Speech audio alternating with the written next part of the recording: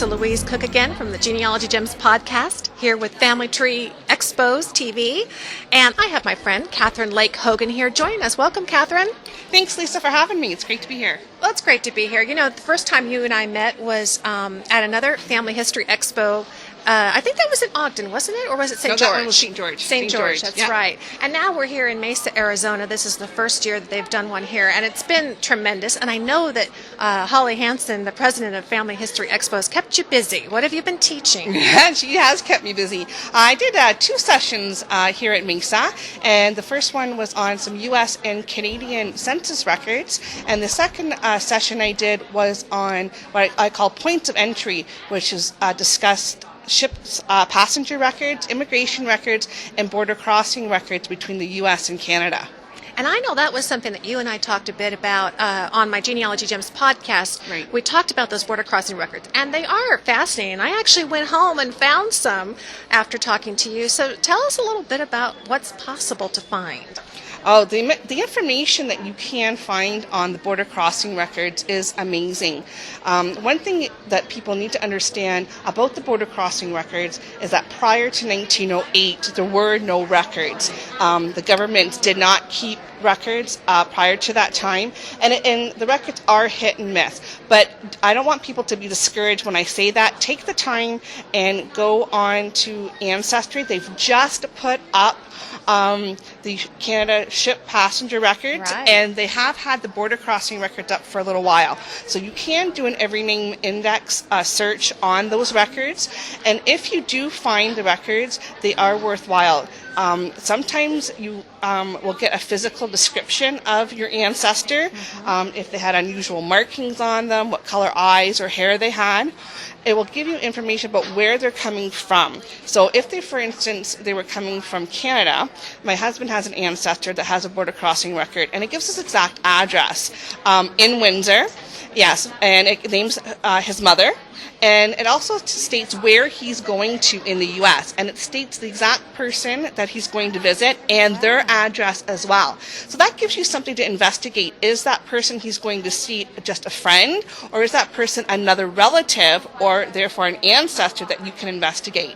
A lot of new avenues to take. Definitely. And I know that people, in my case, with my husband's grandfather, people who lived on the border actually did cross over, fairly regularly, and it was recorded each time, at least, like you said, after 1908. It wasn't that it had to be a major trip or an immigration necessarily. Not necessarily. And like I said, it's hit and miss. They didn't record it every single time people crossed the border. And what I'm finding is if they were there for a little bit of a time, like a stay or a visit for a holiday, I'm finding they're listing those as well. The other thing to remember is, because I do live on a border town, a city, people cross the border for all sorts of reasons. And it wasn't just to move.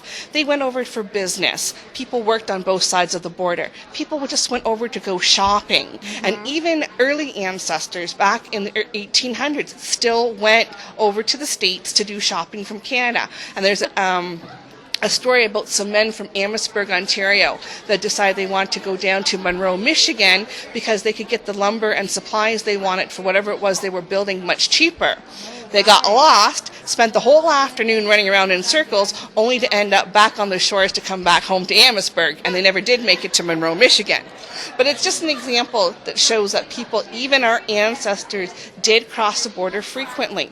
The other thing to remember is that the rivers also used to freeze solid, and people could drive across the borders. So because they could drive across the borders, you're not going to find records for them. You might hear family stories about that. And of course, the Windsor-Detroit area is very notorious for the rum runners during Prohibition. And because the ice froze on the Detroit River, Hiram Walker and bootleggers on the Ontario side of the border would often run the rum across. It facilitated the process. They did. They certainly did. Yes.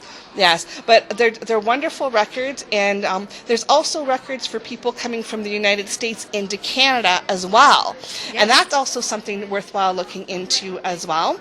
And there are also border rejects, and you will find those too. And I have found some. They were quite interesting. I found a record of a man who was a minor, and he was coming into Canada, into British Columbia, but he was rejected at the border. And the reason was because he had no money. And I figured, well, couldn't go shopping, we have enough unemployed as it is. Even back then, we didn't need any more. And then right below his record are records for two girls, the Logan sisters, and they're coming into Canada. And although they had money, the one claimed she had $100 on her, and the other sister claimed she had $50 on her. It was because of their profession that they were asked not to come across, and because they're listed as being prostitutes. And hence the yes. large sums of money. That's right. And so they were rejected at the border as well. So there's lots of avenues when you're researching the border crossing records to look for, to see, can you find an ancestor there, and the information where if you can't find them in the census, or if you can't find them in the ship's records, look at the border crossing records. They may be an avenue that opens up a whole area of research for you. It's a fascinating area, and you're a wealth of information. Tell us, I know we're going to be having some additional Family History Expos in the coming year, in 2009. Do you plan on being at any of those, and maybe St. George? Or I am. I'm coming back to St. George. I'm excited. Good. St. George is my favorite one. Yeah. Mesa was terrific too. It's my first time here, but St. George has a soft spot in my heart. It was my first one to do with Family History Expos, and it's where I met you. Yeah. I had a lot of good memories, so yes, I'm planning to come back at the end of February in St. George. Well, fantastic. If you have Canadian ancestors, you're definitely going to want to be sitting in on one of Kathryn's classes. Thank you so much, Kathryn. Oh, thanks, Lisa, for having me.